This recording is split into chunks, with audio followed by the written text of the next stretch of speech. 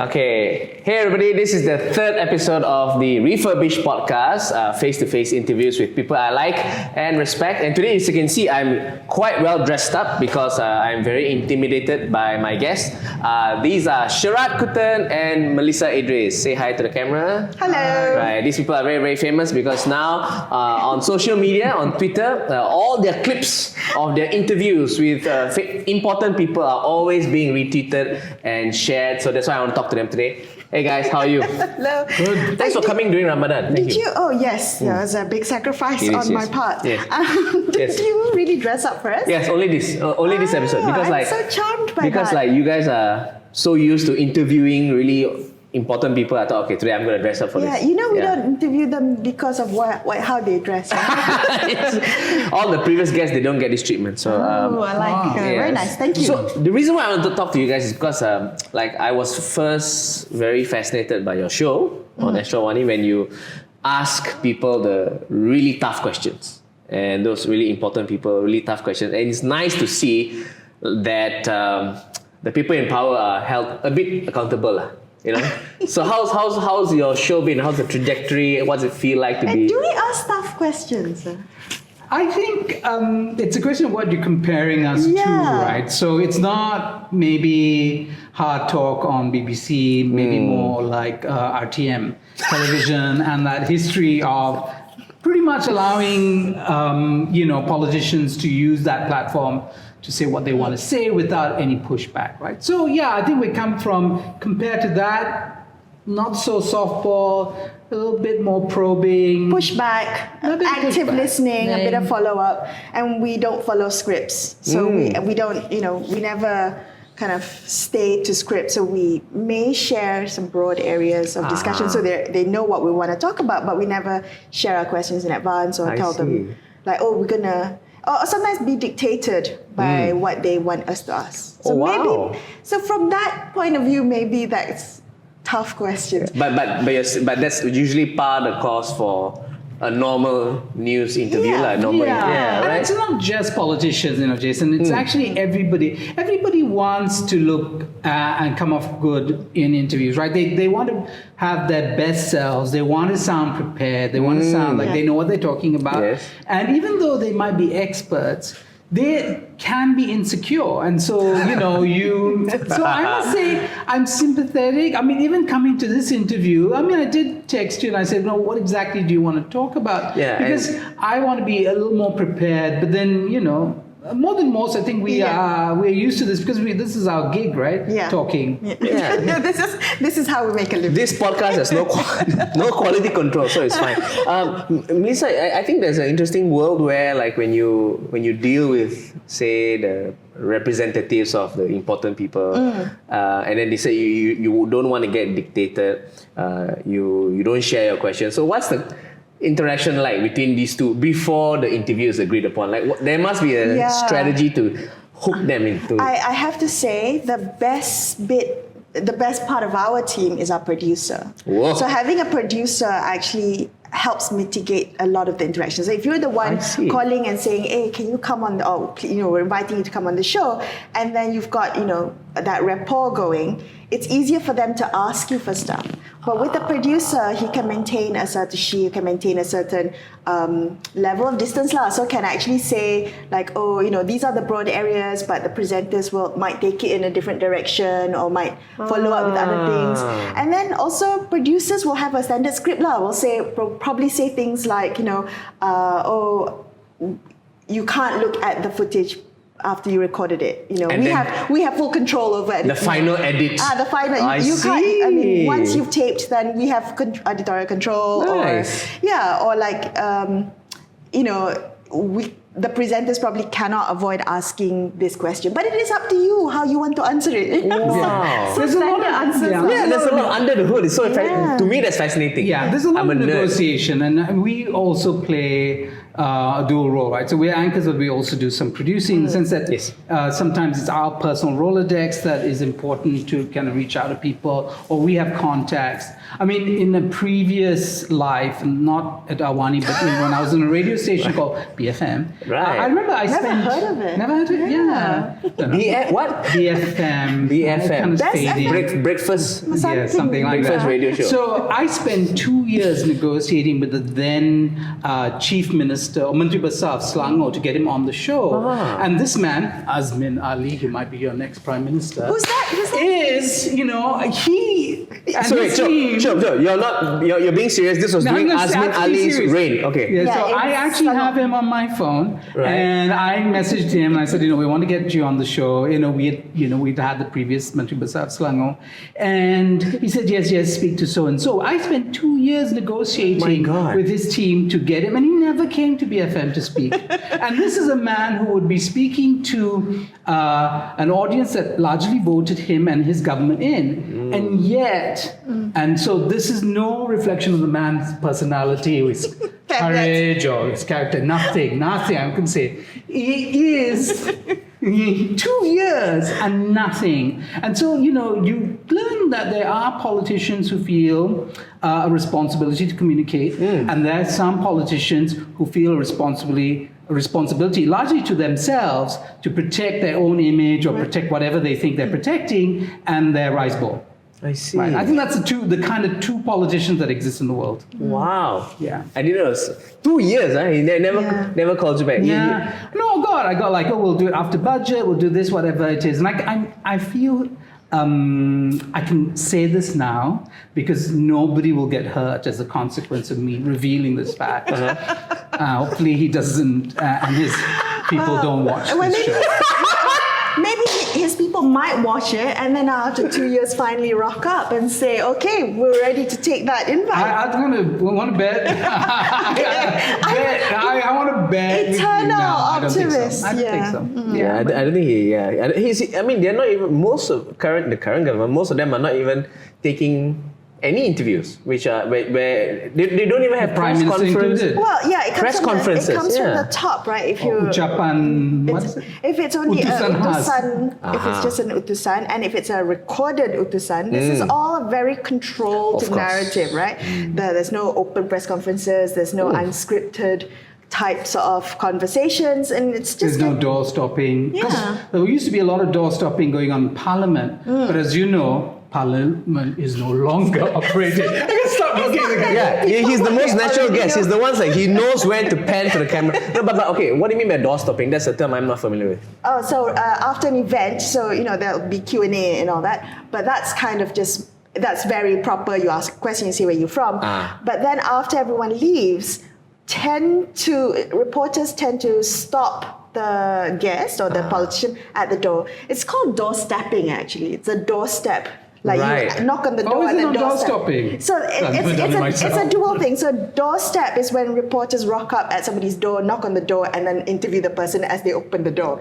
But I door see. stopping is also when you leave an event at the door, you stop them, and then you ask like the most sensational, what's happened today. Well, I mean, and all that. basically the idea Oh, is so that that's a strategy or Yes. a tactic or a It's just consequence it's a of reality. practice. But, It's a but it's practice. often because if you do it during the Q&A session, it's always about the event or the whatever I the see. event was So about. you should but ask- also everyone else will copy your answer. But if you doorstep or doorstop, you get an exclusive, right? Well, potentially, but I think more Ooh. importantly, it's got to do with political culture, right? So during Mahathir's time, he really had no problems with Yes. journalists asking any questions any anytime, whatever. question under the sun, and he wouldn't get upset. He'd smirk. He'd Be say sarcastic? some sassy thing, be sarcastic, but he would never get upset, and he would answer it. Yeah. He would answer it. That changed with Abdullah Ahmad Badawi. I don't know if you remember him as the Prime Minister. I never interviewed him. Yeah, but there was a rather sleepy administration. But I Do must I say, remember him as a prime minister? Whatever. So But insulting. you remember him. So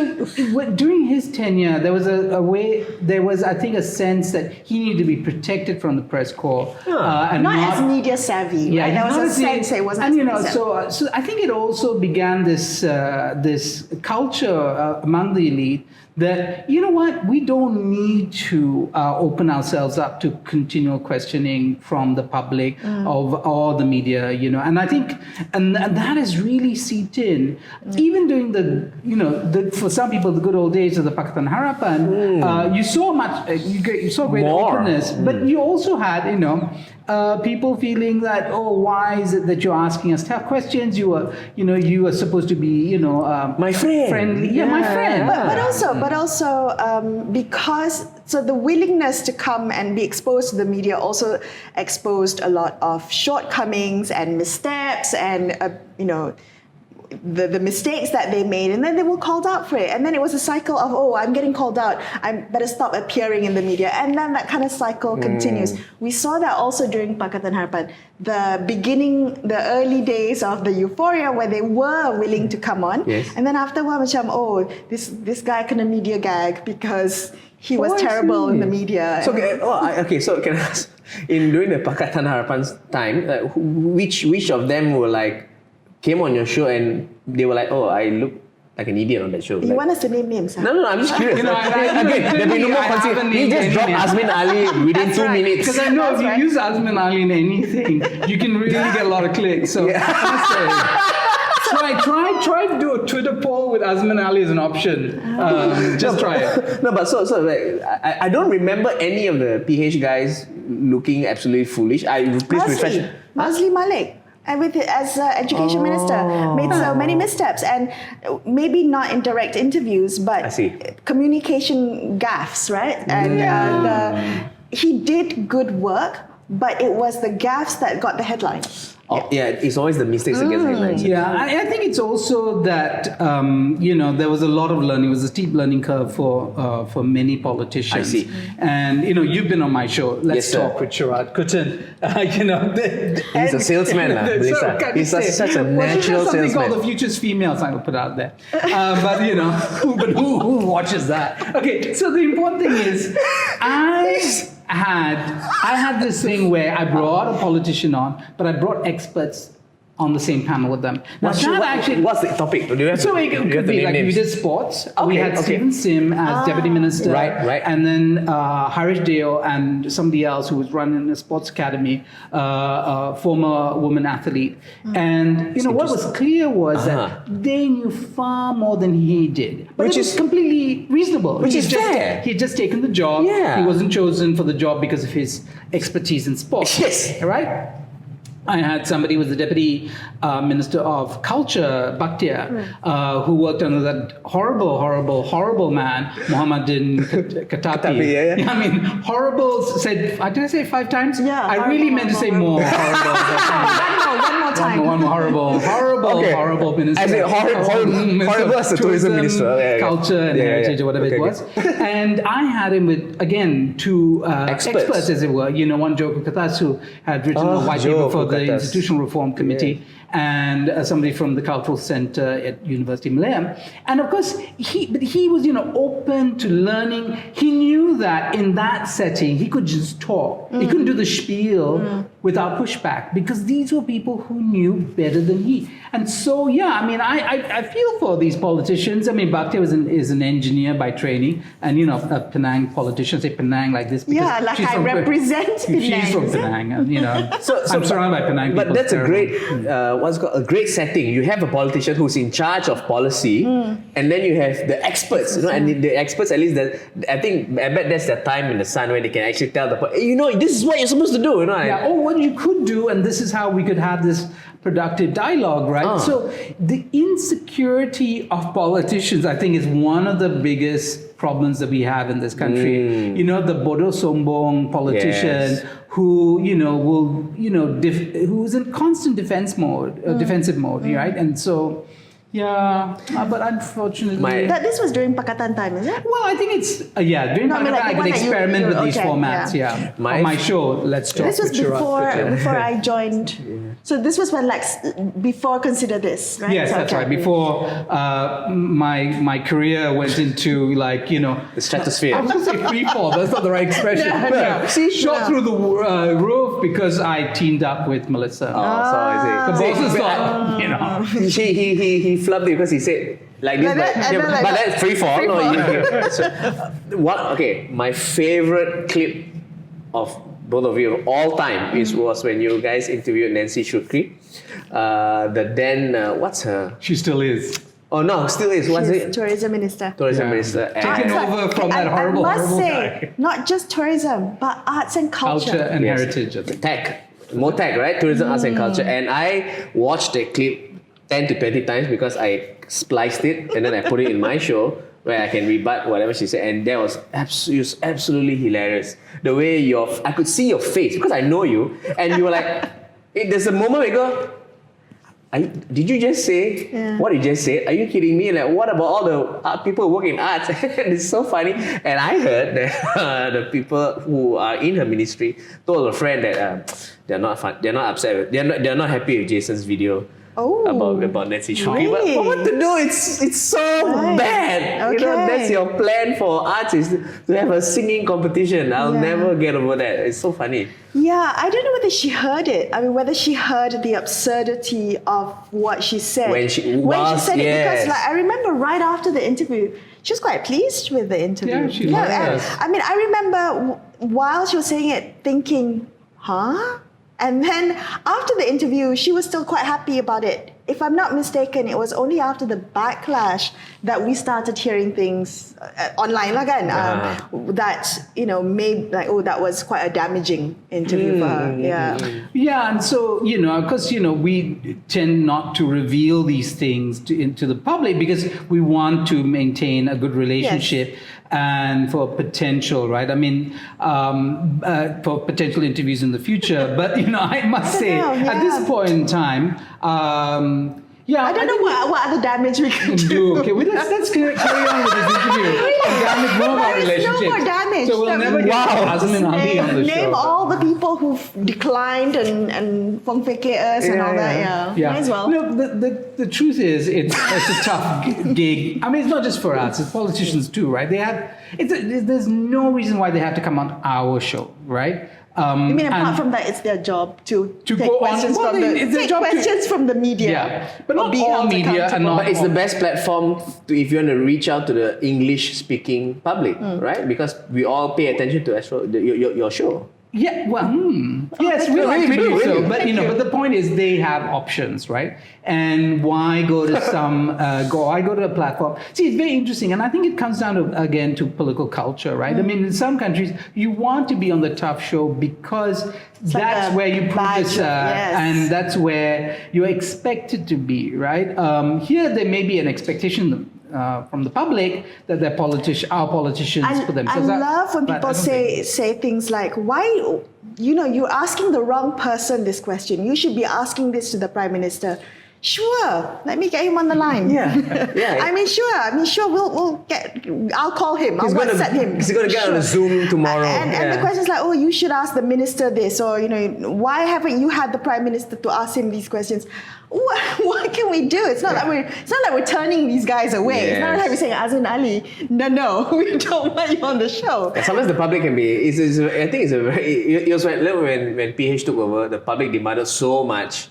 You got to give them a break. There's a misconception, I think. There's a misconception that people think that politicians or people in power, policymakers, have to say yes. And there's a misconception that it's the media that's not inviting them. Or because you're biased and because you are unfairly owned or prejudiced or whatever, you're not requesting that they come on your show. You're not featuring them because you are Pakatan friendly or you are critical of PN or whatever, right? So there's this perception, but actually that's a misconception the public has. Yeah, I can relate a little bit because sometimes people say, "Oh, Jason, you're a pro DAP comedian. You invite, you only make friends with DAP politicians."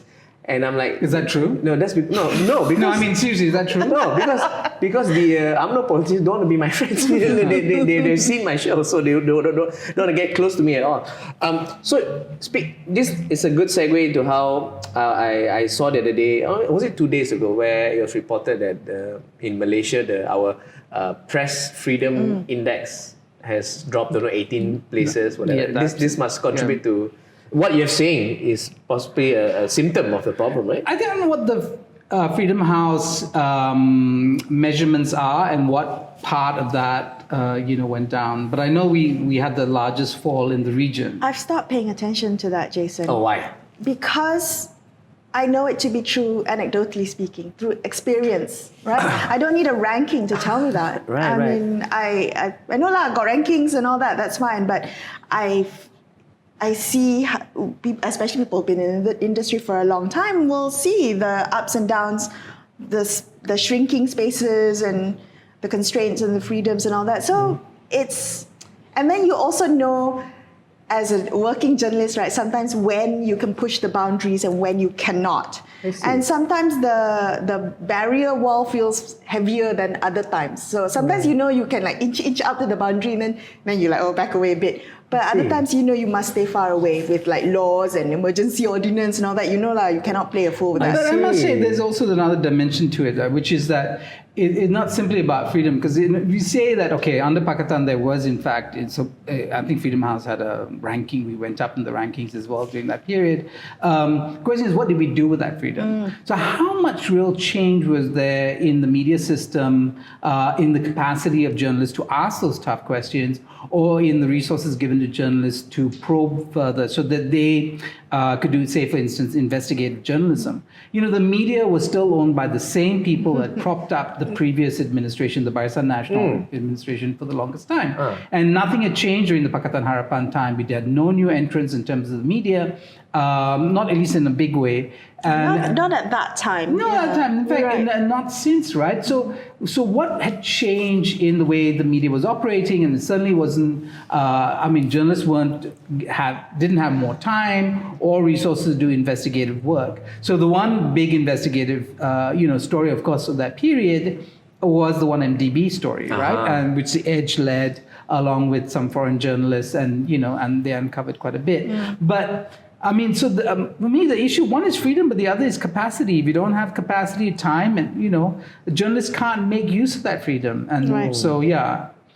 I see. Yeah. But how do you reconcile that? Because like you say, you come on the podcast and you drop names like Azmin Ali or whatever. But your show is by Astro, and Astro is like a GLC of sorts. So Public listed. So do you get pushback from the bosses? Oh, now he really wants us to lose our job. Yeah. No. Really? He's not jails. He's a private company, right? Yes. But because of one public company lah. Sorry, public, private. But it's a company. Because I've been to radio stations in Astro. It's a public listed company, but it's not public in the sense it's owned by Okay. But let's put it this way. Of course, the ownership structures of media either been political party linked in the past, so Huaren, and then therefore Star, MCA Huaren Star, right, is the connection, I believe. And of course, a lot of people who got licenses are close to the government of the day, and that was true of the Barisan Nasional period, right? But there's also something that's very true today that media owners recognize, is that you can't buy influence and eyeballs and popularity and influence. Yeah. It comes from the work that you do, and therefore they need to be, unless they want to go the RTM way, they need to open up and they need to give space for critical engagement, right? And to be trusted by the public and have credibility. Yeah. Right? Yes. So they can't just say what my friend in government wants me to do. They have to play this game where they have to give the public something, because at the end of the day, we might be the fourth estate, but we're a business primarily. Yeah. And we're a platform that sells things. Well, thoughts and words. Oh, that's thought leadership. That keeps us happy, allows us to go to sleep at night. But we are selling products and during the ad breaks. And so at the end of the day, if you don't have those eyeballs because nobody trusts you, if you force or you control editorially, you have such heavily controlled editorial, and it's so narrative is made sure that everything is according to what the people in power want. Who's going to watch that? Yeah. And if people don't watch that, who's going to advertise on that? I see. So there is a certain push and pull or allowing for a little bit of space for us to have editorial control. Yeah. And then they can also say, well, I don't know what she did or why she decided on what he did. Yeah, bosses are smart. They know they have to play a game where and it's particularly true today more than at any time, I think, in recent history, is that they have to give equal time to everybody. Yeah. Wow. Right? Yes. It's just because, one, politics is so volatile and fluid, and you never know who's going to be prime minister Next. tomorrow. Oh, yeah. Right? And what friends So can do you want to become burn all enemies? your bridges by putting your eggs in one basket? You can't, right? So I don't know, and hearing the both of you say these kind of things, it makes me come to this. I never thought I would say this, but is this a good thing? Like, is this, like, it feels like this is good. Like when you say, give everybody equal time, that's like saying, oh, let's interview the opposition and let's interview the current. Because the opposition used to be government. Yeah.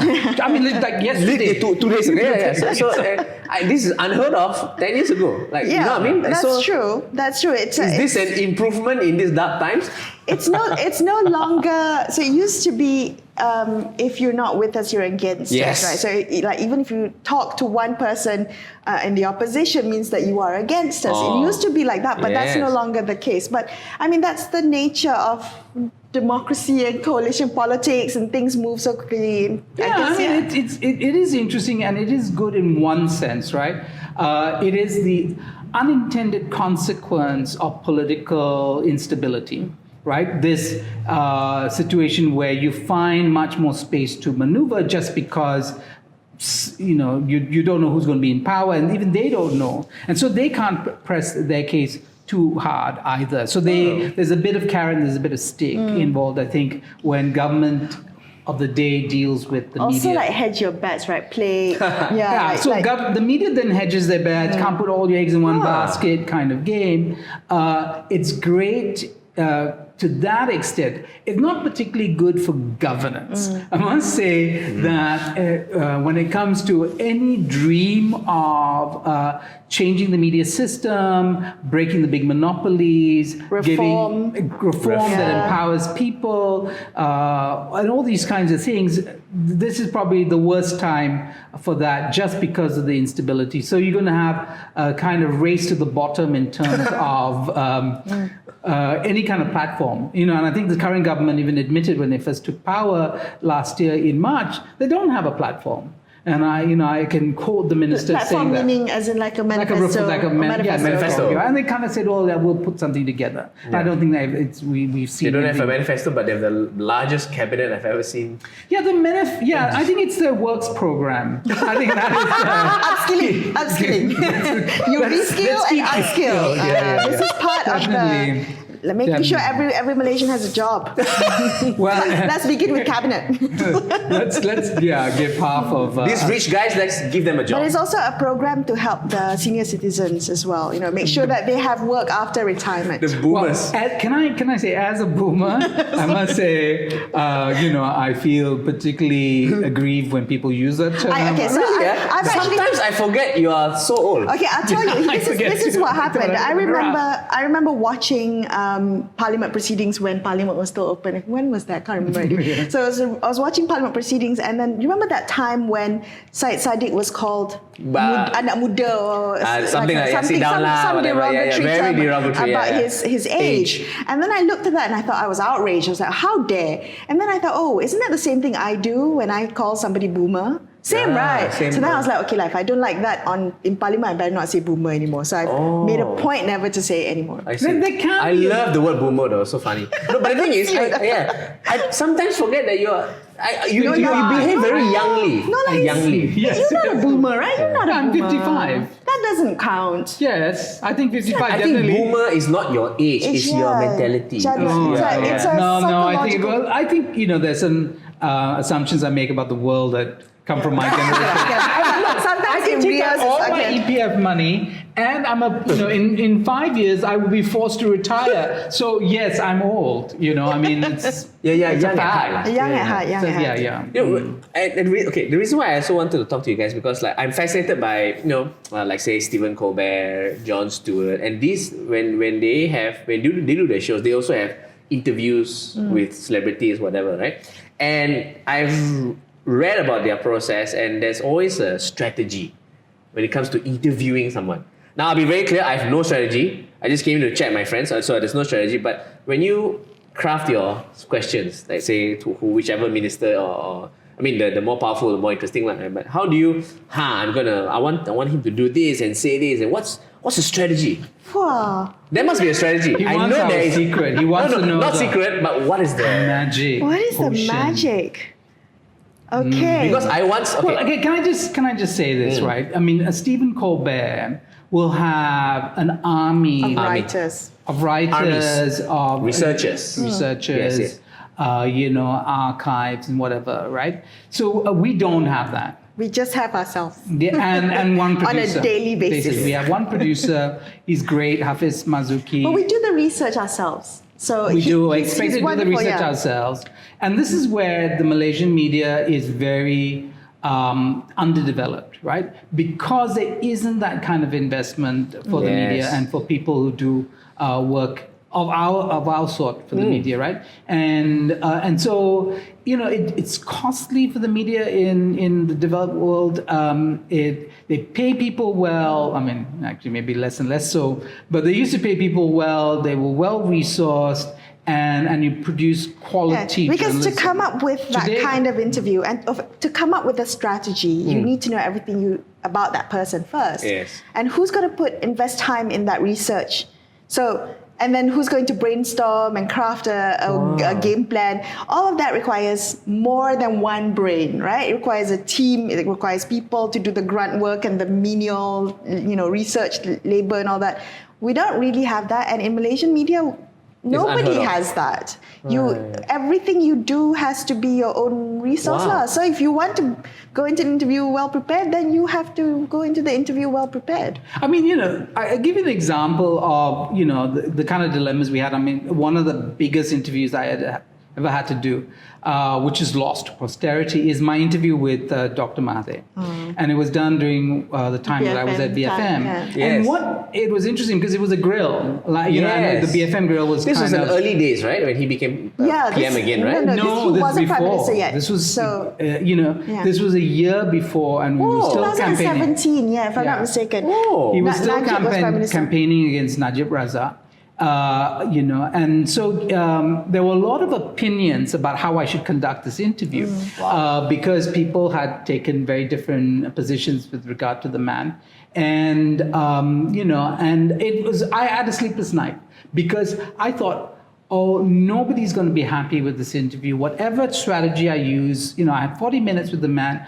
Everyone's been unhappy. There's some people who want me to play Grand Inquisitor, Prosecutor, Accused, that's true. J'accuse. Yeah. Monsieur Dr. Mahathir Mohamad, you have been the reason for all our problems. They wanted And then I was to like, do that. no, they want me to do that, and they would be. And to go back in history, like go back decades and bring up all all the wrongs. Yeah. And then Balance my the boss accounts. said, look, we'll never be able to air this if you talk about current politics. So just talk about, the good times he had, leadership, and all that. And I thought, well, there'll be more people hating me if I ignore the fact that this man was campaigning to bring down, a sitting prime minister. And so I had this sleepless night, and I must say, I thought the interview went reasonably well. I mean, in my head, I was there. I watched it. No, it never went to air. No, we never aired it. It never aired. It was on my bad. BFM, and it was supposed to air, but it was never aired. And now it's lost. And I remember being there, just watching him do the interview, and I thought, oh man, this is great. But also, oh man, this is never going to go to air. And I asked him actually directly. I said, is Najib Razak your political child? And what did he say? He said no. He laughed. He laughed. He loved that laugh. Kind of like that comes with they laugh, and which is not really a laugh. It's a kind of whatever. A smirk. Senyum sinis. Yeah. He smirks. But this was. Sayang lah, really sayang. Yeah, I'm just saying that Okay, there but are all kinds of ways you can go for it with an interview. And I think, But when we do it, when we do it on talk Consider This, I think what works is because there's two people. But that can also be a downfall because I don't know whether you've seen a double handler interview with two people who don't work together on a daily basis. It's awful. It looks like they're reading off a script or they're not playing off each other. I see. But because we've done this every day, I think we've been working together for about 10 years now. Yeah. And then it shows. on a daily basis, we talk over each other. Yeah. No, I like how you know exactly when the other person is going to fade down and you jump in immediately. I know. It's like I have acting, a fader, I have a fader in my head and then Sharaad's going down. Okay. It's so good. I'm seeing it right now. But we don't always agree. So you have to. But that's good. Yeah. But before the interview, when we go into an interview, what we do is we kind of sit down and we do this quick brainstorm. Okay, what are we going to talk about? What's interesting? How should we start? Or we always begin with how should we start? Because that sets the tone. I don't know why it's so important. What it should be the specific, opening. the general. Do you start big? Do you start small? Do you start with timely? Do you start with setting the scene kind of questions? So we discuss that. We don't agree always. Sometimes, sometimes we fight a bit, but that just gets the energy going. Okay. Just gets the energy going on air. But because we do that before the show, when we're on the show, we roughly have an idea of where the other person's going to take it. So even if we don't have the same thought process, roughly we know, okay, we kind of want to go in this direction. But if he's going in that direction, I will take it back into this direction. And he will just eventually come, or vice versa. We just kind of go with each other. It's like improv, man. No, Is that what improv is? Yeah, because you're working off the actual yes. thing. And you also know it's all about time. There's only ever going to be 12 minutes. It's never going to be comprehensive. It's never going to have the depth that some people want or the breadth or whatever. And so you're also constantly thinking about time. And you're also assessing the person you're talking to and think, what could possibly lead them to say something interesting, right? How would you choose a question that somehow sparks something in them that gets them to say something interesting? Because that's ultimately the value of the show. It's not just with what we are asking. It's in what the guests. We're guest driven. We have good guests. They're articulate. They can distill some ideas and put it out there in a way that just grips everybody. Then the show's made, no? And then the timing is always, because we're always kind of looking at the clock, one eye on the timer and thinking, okay, 2 minutes and somebody has to ask the last question. Sometimes we're fighting over who gets to ask, no. And then it's like, wow, this is while the guest is talking. Yeah, it's so rude. Actually, she really isn't more in control. She won't admit it, but then she will say to me, okay, one question, keep it short. But that's not possible because Sharaad's questions are about 2 minutes long. The question is 2 minutes long. So I only have 4 minutes left. Okay, Sharaad, short. Okay, short. Right. Yeah. Okay. Why do I think that I've seen you interview Mahathir before? Or is it? Did he come on the grill again? I've interviewed him separately. But not with you lah. Yeah, not together. He's never been on Consider This. No. I can't remember. No, we've never had him. No. And we tried. Yes. After he was no longer Prime Minister for the second time. But I believe he was on BFM, and maybe that's what you're thinking. But he was recently with Noel. Noel Lim. So he was on BFM. I think Noel interviewed him. So speaking of all these guests, who would you want to interview? Who is the one politician or one whatever in power that is elusive? Malaysia. Okay, got caveat not? Got Malaysia and overseas. Yeah, both got caveat. Meaning what? Meaning, can I ask whatever I want to ask? Oh yeah, and alive. Like the show, the way you do your show. No, whatever. We don't show you our questions. You just show up. We're gonna the same rules that you've set just now. I would talk to Rosma. Yeah, he took the words out of my mouth. I mean, did you say? Yeah, we want to interview Rosma. Wow. Yeah, for sure. We want to interview Rosma. For sure. 1-3. I mean, it's it's like if you had to interview a character in Macbeth, who would it be? But Lady that's Macbeth. Kind of limited. I don't know why you chose Macbeth, but okay. No, because here you have an incredibly powerful an influential woman, right, behind the throne, in many ways shaping the fate of the nation, unaccountable because she's not elected, and with a sense of herself reflected in her. I mean, in the way that she dresses, what she buys, her obsessions, obsessions Aren't you curious? with things. I've thought a lot about this for years. Yeah. We've thought about this. Okay, the thing is, I think it's very because I don't have an interview show, but I can't. You do. This is it. No, but I can't stand the thought of just being in the same room as people like that. But our job as journalists is not to like the people. Exactly. We interview. So, but we don't have to like the people we but- interview. We don't have to be. We don't have to feel anything, but it's a job, right? That you speak. And I would say my overwhelming feeling is curiosity. I am genuinely curious. I would speak to her as a person, come from a place of curiosity. Right. And I think, sometimes when you're a little too invested and angry, and Yes. I find it myself, it's very yeah. hard to keep yourself level-headed. Have you done that? Have you done the angry interview? Like trying to control? I'm sure I have. I mean, I know when I'm losing it. Okay, yeah, me too. And sometimes it's hard to cover a line, especially the cameras. What's that guy? What's his name? One Faisal. That really insignificant. What does he do? Is that deputy minister? or something? One Faisha. Something like that.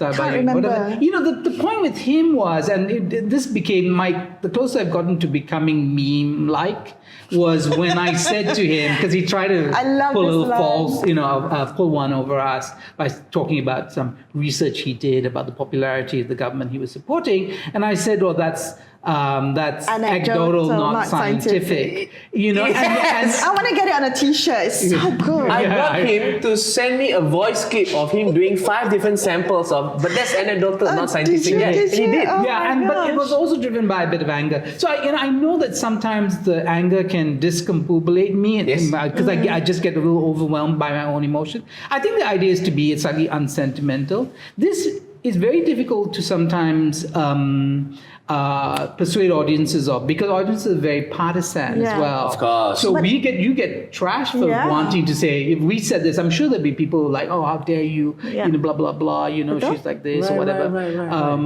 Another person I would interview would be Zakir Naik. And I remember saying this on BFM and getting a lot of... Well, I remember having an argument with you about that. But I do think that people want the fire. They want the provocative questions and the angry questions and the replies. They just want a response. But because that makes good TV or good radio, but that's not the job of the journalists to get angry. And we're sometimes fighting it. So we're trying to fight our own biases in an interview, but that's not what the audience wants. And you're like, oh, what is it that I can do now? I cannot win in this, Yeah. I think at the end of the day, you have, I think it's a question of time though. You learn to trust yourself and you say, this is, okay, there are many ways that you can skin this cat, and the interview can go in many different directions and they can all be reasonably good, right? But you have to do the interview that you're most comfortable with. And when you rely on yourself in that way and your experience, I think generally you can stand by the interview. But also, it's what you go into the interview for. So, are you going into the interview for answers? Are you there to get some answers or like get your questions answered? Or are you there to actually have a conversation? So you're going there, no matter what the person says, you've got your script, you've got your questions, but you're actually listening and you're open to this person's answers, right? That is a different type of approach. So different types of approaches and what you want out of an interview, you kind of go. So when you ask, who is it we want to interview, Rosmah straddles the two. You want to have a conversation with her, but you also want some answers, right? But there are a million other people around the world that you want to have an interview with because you just think they're so interesting. You want a conversation with them. You want to learn from their experiences. But yeah, so it just depends what kind of things you want to get out. And Sharaad, you mentioned Malaysia and outside Malaysia. So outside Malaysia? Zakir Naik lah kan? But Zakir Naik is in Malaysia lah. Doesn't count. I mean, technically he's a global citizen, no? This is true. Or is he just in the Tasik? No, I mean, I think the island. I think they're taking that. Oh, is it? Okay. So Terengganu is taking the island back.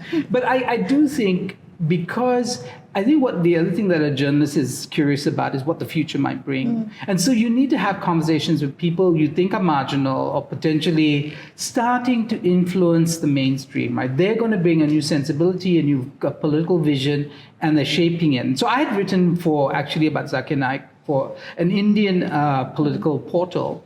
And this is run by a guy called Siddharth Bharatarajan, who was the editor of The Hindu, blah, blah, blah. And it sounds more grand. I'm dropping names. Flex. Because, I'm flexing. Is that the term? Yes. I'm flexing because, whatever, it's about Siddharth. But okay, the point was, I wrote about him because I thought he was playing this very interesting game. So I'm curious about him politically.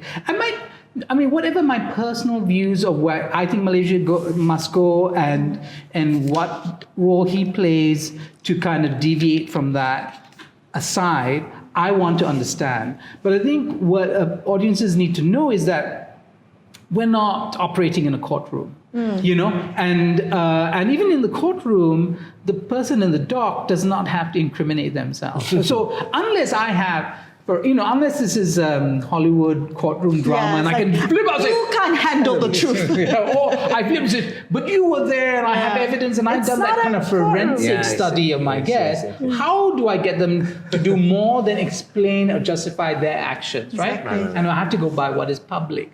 So there are all these complexities. And who would you, want to speak to? Like an international. So again, it comes back to someone I would want to have a conversation with, and someone who probably doesn't often have a conversation in the media or is on the other side. I would, if there were no restrictions, Oprah. Oh, I would love to talk to Oprah, and then have her sit on the other side of the couch, and then I would ask her the questions. Oh, that'd be great. So because she doesn't give a lot of media interviews, she's the one conducting the interviews. I don't even remember the last time she had that. Exactly, she's in full control of her image and her power, and I would love to speak to Oprah. That's like the highest level that I can think of now. There are all kinds of people. Julian Assange, or people working. Whether it's an interview or doing a documentary, these are not options for us at the moment, right? Documentary, I think, would be a great form to get depth in trying to understand something, but it's an expensive format that very few people are lucky enough to get. I one day hope that somebody funds me to do a documentary. And now you again look to the camera. No, I'm not going to do that because I've done it too many times. So I'm going to be classy and not try that gag. Going to be classy. It's an aspiration. It's the horizon. I think that ship has sailed. So, and you guys, I think you have a front seat, or at least a much closer seat to how the government machinery is working, right? And are the both of you in any way optimistic that we'll get out of this current pandemic? Because I will go first. I know friends who are doctors. My wife's a doctor, currently working in MOH, and I'm very pessimistic. I feel like we're not going to get out of this. What do you mean by out of it? Like everyone's vaccinated, the cases come down, borders can be open again. At least Malaysian borders can be open again with strict SOPs, whatever. Basically, I just want to travel and do comedy, and that's all the root of my anger. I can't go and travel and do comedy. My friends in Australia are theaters, taking the Wi-Fi with the people behind them in the background. So I want to ask, like, in all the way they communicate, you interview people who are in the vaccination program. You asked this question to our guest last night. So Sharaad asked the question and said, are you optimistic? Are you feeling optimistic about the future? And he had a really good response, which we were like, oh, that's actually really good. He said at first, so last year when This is a professor or something? Yeah, that's right, the president of Sunway. He said last year when the vaccines were just coming out and being developed, and he was really optimistic that, with the efficacy rates and all that we would find a way out of the pandemic and soon. But then the global rollout happened, and supply and demand and all that, and everyone's hesitancy. And then I think it was the slow pace of the rollout. He said he's concerned about the emergence of new variants. So for him, he's worried about the evolving disease, the evolving virus.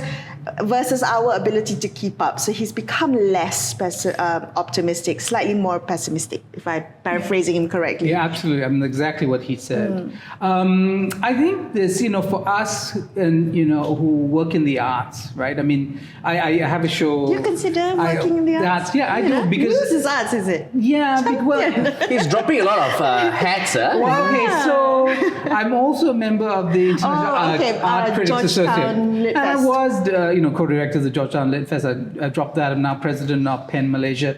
But, the point that I'm trying to make is that in 2019, I traveled a lot. And I traveled a lot for the arts. I went to Macau. I went to Taiwan for this seminar. Nice. I was in Sharjah for a Biennale. I was in Weimar in Berlin. And it was the most amazing year of doing a lot of cultural work and also consuming a lot of culture. I went to these amazing museums in Berlin, and I was like, my God, 2020 is going to be amazing.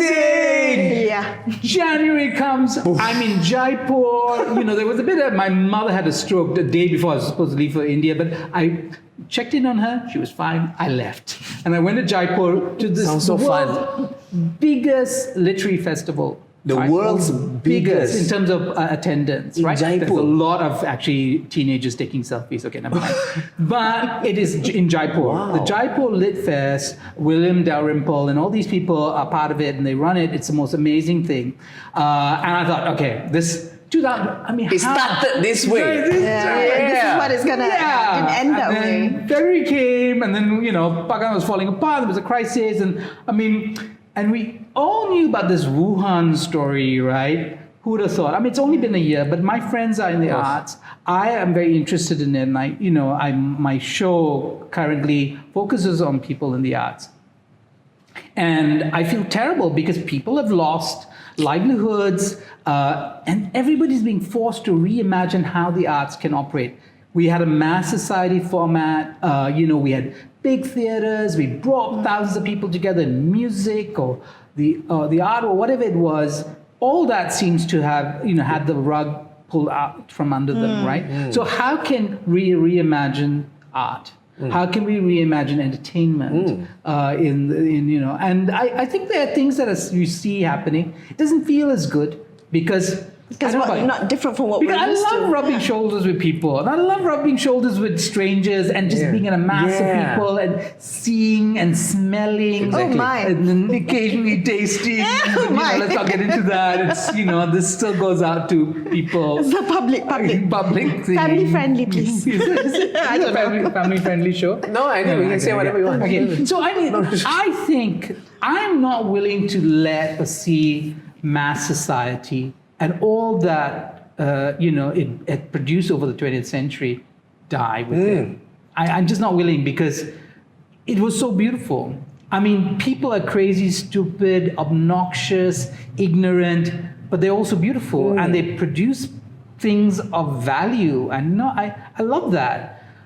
I'm just forced to be an optimist. I have to, against my own tendency to be, feel that it's going to be harder than it should be. And it's not just the Malaysian government's problem. I think vaccine nationalism has ripped the mask off the hypocrisy of the West and their liberal sentiments about helping the world and inequality. And there they are hoarding vaccines when they know the science tells them that if you allow other people not to be vaccinated, there'll be reservoirs where these variants can develop, and then we'll all be in for another cycle of pain, right? And yet they do it. So why that's the pessimistic side coming out. So just now it's the forced to be optimistic, then a little bit of the pessimism comes out. It's the great Italian thinker, Antonio Gramsci said, this quote is everywhere, university students love it. It's pessimism of the intellect, optimism of the will. It's this idea that while you struggle with the difficulties and limitations that the world imposes on you, you act in the world as if it can change, it can be better. That sounds like a really fancier way of saying behave optimistically, act think pessimistically, right? Is that the same derivation? Yeah, it could be. I've never heard it. Not as elegant. That's the bumper sticker version. Yeah. I don't know. I think Antonio Gramsci, he's an Italian communist from the early part of the 20th century. An amazing man, wrote the Prison Notebooks and actually revolutionized how we think about culture and he's such an important intellectual thinker who was himself crippled. He was a kind of, typically what we call a hunchback. He had brittle bones and stuff like that. And, Mussolini thought he was the most dangerous mind in Europe and imprisoned him. Wow. Where he wrote some great stuff. And so, I wish people would use his more elegant phrasing than the horrible one that you produced. I've seen it. The way he looked, he literally just looked down on me. Yeah. The way he actually is like, what is this? Yeah. What is this? Think Common like folk. Think like a pessimist. Act like an optimist. It's been. It's pessimism of the intellect, optimism of the will. Okay, yeah, sure. Whatever floats your boat. Whatever fits on a tweet. You know what I mean? I think that one is too long. Too many characters. I don't think so. You see his face. No, but I get what you mean by that. When you people are beautiful and whatever. Because for 1 year I didn't do live stand-up comedy. It's always virtual shows, and virtual shows are okay, but virtual shows are just virtual shows. They're not real live stand-up comedy where I'm saying and in the same space people are laughing. That exchange of energy is not there. So 1 year I didn't do live stand-up. Then when the clubs, when Crack House Comedy Club opened in I think March, they did a few shows. First time doing live stand-up, and I felt so happy. And it was then I realized that the last year I have not felt that happy. Oh. That it's only when you get out of a room that is smelly, you realize, the air is fresh, therefore the room was smelly. But you wouldn't know if you got out of the room. And what is it that you call when you do that work that comedians do, stand-up comedians do, when they're really just playing off the audience and not doing their own material? It's called crowd work or crowd. Yeah, and I've seen that in Crack House, and I must say I love Crack House. I don't go as much as Jason, I should. so the first time I met you, I watched you at Crack House, and you called on me for audience work. For audience I hate audience participation. And I remember I wasn't sitting in the front, but close to the front. And I remember you called on me, and I thought, oh my lord, what's happening? But I just asked you a question. I didn't make fun of you. No. You didn't make fun, but you kept coming back to me. Oh, really? So kept coming back to me, and I just remember it was funny. It was cute. Are you sure it's me? Yes, lah. Sure. It was you in Crack House. Okay. It was many years ago. Yeah. It was like. I think the last time I was in something like that happened, it was that Wednesday night when the older comedians try out new material and new comedians are allowed to just try out. That was like the open mic night. Wednesday. Is that Wednesdays? Yeah. And I think Abdullah, is it? Ahmad, Abdullah. Ahmad. Yeah, not all Muslim names are like There's American guy. There's an American Egyptian. Ahmad. And so he calls on me and he says, so what do you do? I said, I anchor a show on television. And he didn't believe me. And you were there in the audience. I said, Jason, tell him. Because he just like, you're making this. Yeah, he was skeptical. Yeah. So it was so insulting. But I have seen there was a Japanese American. Paul Ogata. His crowd work was it. And I just thought, where is this guy going to run out of stuff from the audience? So crowd work is when you kind of feed off the audience, is it? Yeah. So it's basically just, I don't like the kind of crowd work where it's very hacky in the sense that they ask the audience a question and then they pick on the audience. I've seen that before. And regardless of how the audience answers, there's always a way to make it funny. But the make it funny is like a hacky way of like, both of you are dating. Yes. How long have you been dating? And then they take, even if it's just a while, they go, they don't know. How whatever. Like. No, I've not seen you do that, but I do remember because what you did was you asked me a question, very basic question, but then later in another gag or another joke or something, you came back to me. So it was like circling back, and that was the funny bit. And I remember it was like, oh my god, Jason picked on me. So this crowd thing, I really feel it because so now when we perform at Crack House, right, it's just 25 people. The audience. It's a lot smaller than before. Yeah, but your last, I think SOPs, right? Yes. Okay. And a good crowd of 25 sounds great at Crack House, but we have forgotten what it's like when there's 100 people. Like I've forgotten what it's like when 100 people laugh and it's so loud you can feel it. But now we get it at 25 people. But I always think, guys, there was a time when it's 120 or sometimes 150 and people were forced to stand. And remember how loud that was? We've forgotten how loud it was. It's been a year. I think it's just about, you might not know this about me, but I had an early start in theatre. And, this was in Singapore. But, and... It doesn't show your acting background. He's not aware of the camera. Do you think I'm this scowly, grumpy old man on TV, right? Do you think that's really me? No, I'm, happy-go-lucky. You play a character. Yeah. Okay, anyway, yes. But, the point about the live performance is that even if the audience isn't responding with applause or laughter, whatever, it's just energy in the room. The very just fact being there. that they're there. There's when you do, like I'm trying to come out with a tour for 2021 and I realized that I don't want to do it virtually. Because some of the comedians, they do hybrid, it's live and virtual. But when you do virtual shows, when people are at home, comfortable, there are distractions, they are not as invested. The stakes are not as high as if they're right there. In the audience. It's immersive, right? Yeah. And there is such a magic in, it can go horribly wrong, of course, but there's such a magic in that idea of bringing people together and the energies feeding off each other. I have to say though, I'm most impressed because I love watching the Netflix stand-up. Yes. The comedies on Netflix, right? I love playing those and having them while I'm doing something, or even after a long day, I like to just put one on.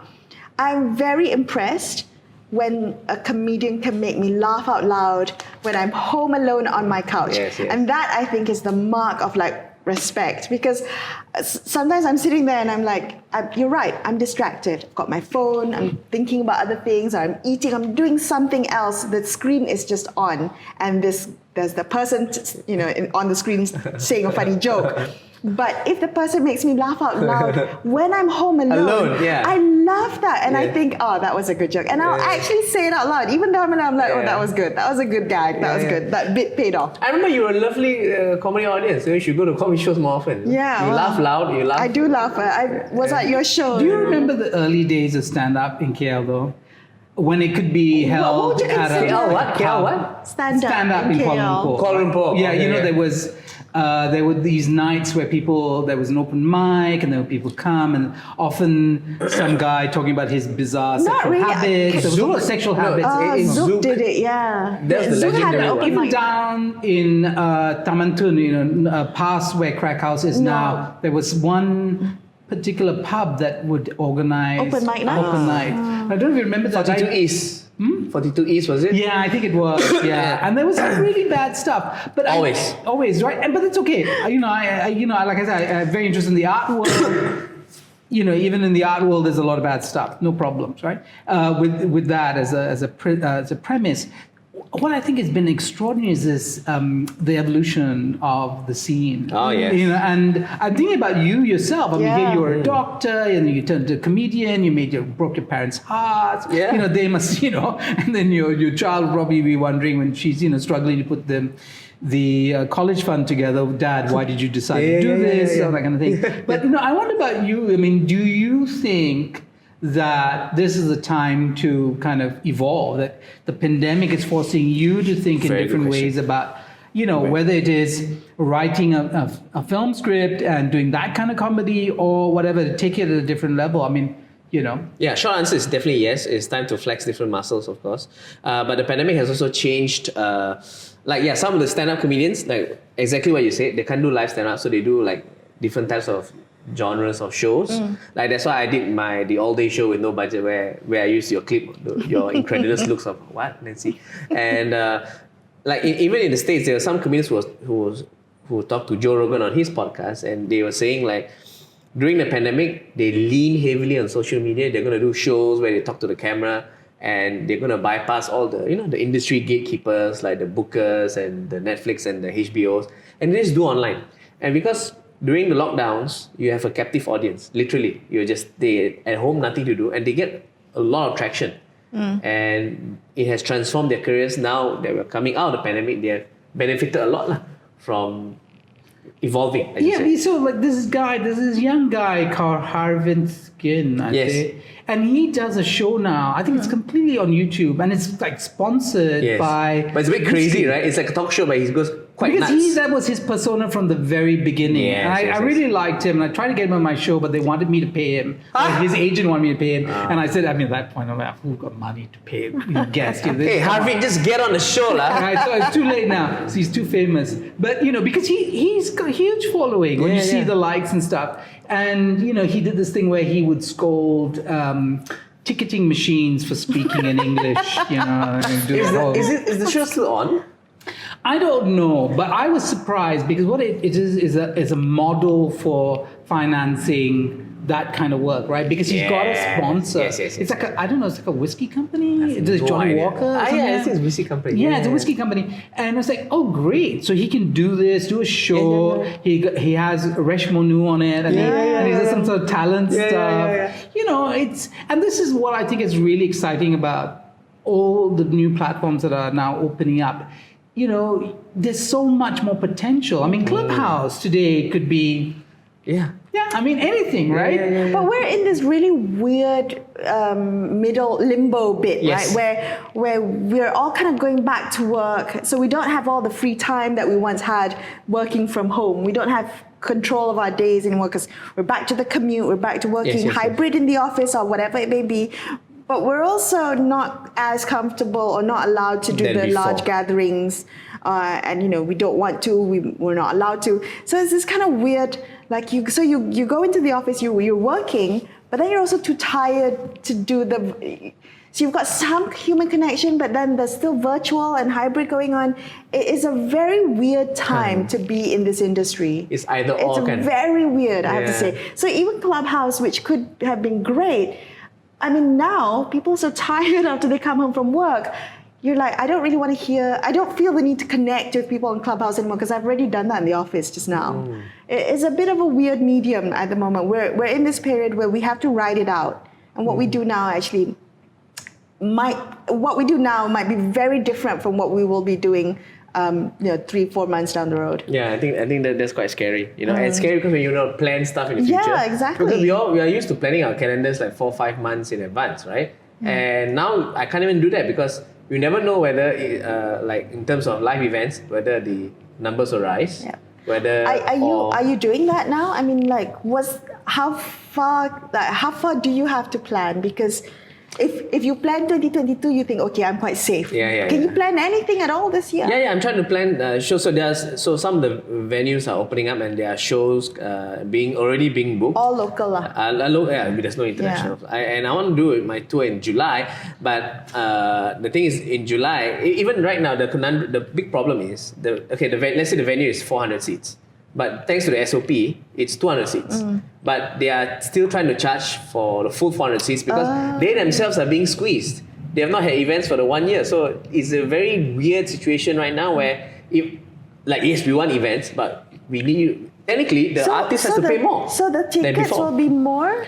It depends whether it's an entrepreneurial decision or business decision, whether you want more people or you want more money. Because like if you want as many people to come, you gotta realize that hey, you can't charge so high. You gotta go a bit lower. But then if you go below, then you end up making less. You know, so it's a thing we have to juggle.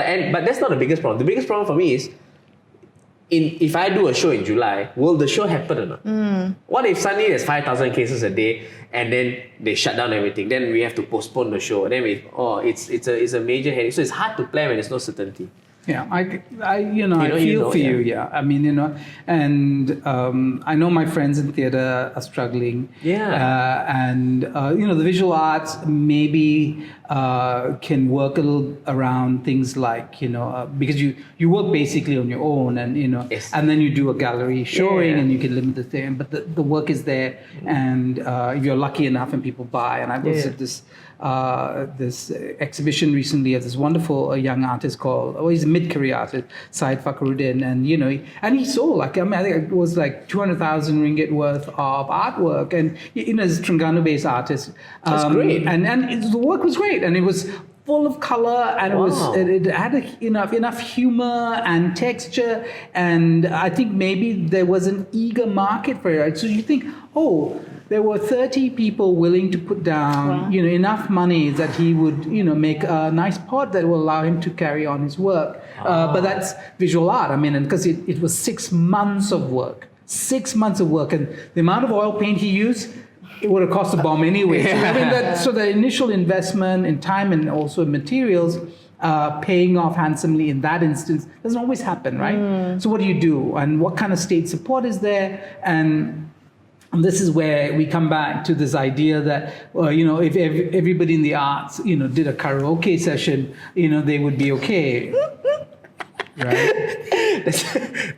Comedians call it a callback. That's very good. I was also, I think we'll end on this. It's a good note to end. I was researching, I was scrolling through all your tweets, and you were mentioning the sun or the star recently for your Future is Female. Yeah. Now, I'll be very honest, I've not watched a single episode of Future is Female. I mean, I know you're the producer or whatever, so can you, what exactly is it? How has it been? Yeah, so we both And you have a daughter, don't you? Yeah. You have to be very careful to say, I support women's rights now Just because you have a daughter.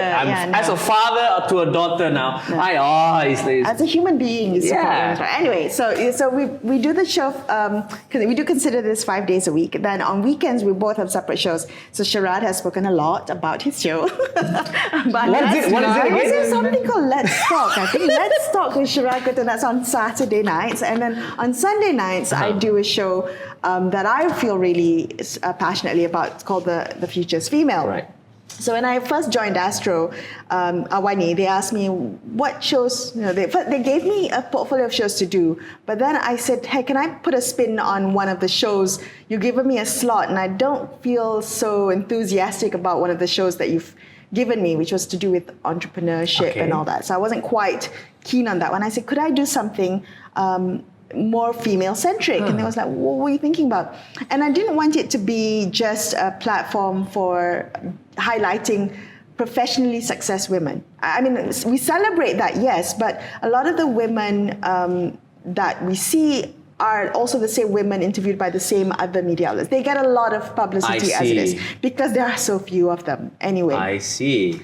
So I wanted this to be about women who were really working just working in all different fields, but making some small dent in some change or some positive impact. And usually what happens is that women are so bad at advocating for themselves. So they'll say, I've got this I know this person who's doing amazing work in cancer research or amazing work in special needs education, but they'll never say, actually, I do a lot of work in this area as well. They'll never say that. And what I wanted to do was just get women more comfortable saying that, pitching themselves for the show. Right, and I also noticed one of the things that throughout just observing throughout my career has been that women are, whenever there's a woman featured in the news or in the media, it's always about, there's always a gender dimension to it. It's never about her opinion as an expert. I think it was a study done, like 20% of the time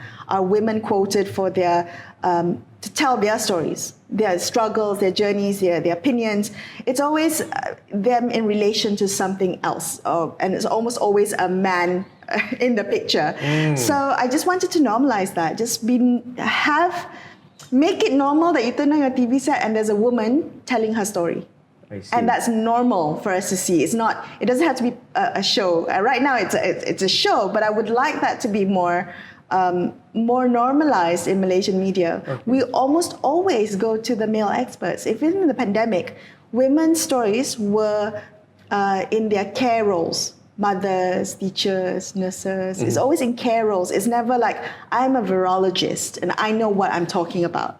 It's very rarely that way. So we saw a little bit of a change, but it wasn't enough. And I'm hoping slow we makes a difference. Could you talk me through the an episode of the show? Like what happens? What do you do? Who do you invite? What do you talk about? Okay, I'll talk to you about the last episode I did with. I really loved because it's about education. I feel very strongly about education. So, Alina Amir, who runs Arus Academy, former Teach for Malaysia fellow, she started this up.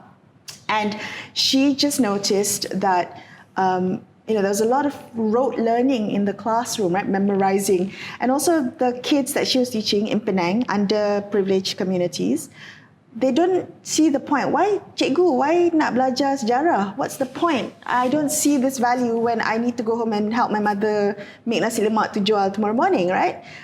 So she had to think of ways to make it interesting or make it relevant. And she struggled with that. And I think at the end of her teaching a stint, she went on to set up this academy that, for her point of view, was about giving children, especially the underprivileged, the ability to think critically. And I was like, oh, wow, I wish I went to school like that. Because, and then I said, how do you teach people to do that? How do you teach kids to do that? And these are like underserved communities, kan? So she would just give them a project to solve. Like, work on a project, because that's problem solving and that's critical thinking and that's tech and coding and all these other things that you never thought would come into play in a classroom setting. But she found a way to incorporate that. And I hadn't heard of what she was doing, but it's people like that that give me, and she's one person and unlikely to make a giant impact on the school system, because, who can change who can fix the Malaysian education system, broken as it is? But she's trying, she's doing something, and she's often doing it quite quietly. She's not very kecoh, not very loud about it, very kind of quiet and under the radar, but getting a lot of kudos for the good work that they're doing. And I wanted to tell her story. And the more you heard her speak, the more you're like, these are the people that make me optimistic about the future. Because I know there are a lot of people like this, and they're doing their tiny little bit to make the country a bit better. And I wanted to let them tell their story. That's great. Should watch this. I'm quite happy about the show. So anyway, we're going to wrap it up. Thank you so much for coming. Once again, Melisa Idris and Sharaad Kuttan. Just plug your show one last time. Both. Consider this. Consider, yeah. Hello and good evening. You're watching Consider This. Yeah. And it's on 10 p.m. on Astro 501 every evening from Monday to Friday. Yes, at 10 p.m. You can also watch it on the Astro Awani app, which you download. You can watch it for free, so you don't have to have Astro to watch Consider This. You can also watch it live on astroawani.com. Or you can follow us on Twitter and we'll play you some clips on the show. You should. Yeah. And also your individual shows, your weekend shows. Oh, yeah. Well, you're Saturday first. Well, Saturday it's Let's Talk with Sharaad Kuttan, and it's my show that's dedicated to what I call the most important conversations in art, culture, and ideas. So, yeah. And on Sunday nights at 10 p.m., you can watch The Future is Female, where I speak to women and I find the extraordinary strength that they have. So, yeah, make sure you watch me then. So sweet. Thanks, guys. Bye-bye. Bye.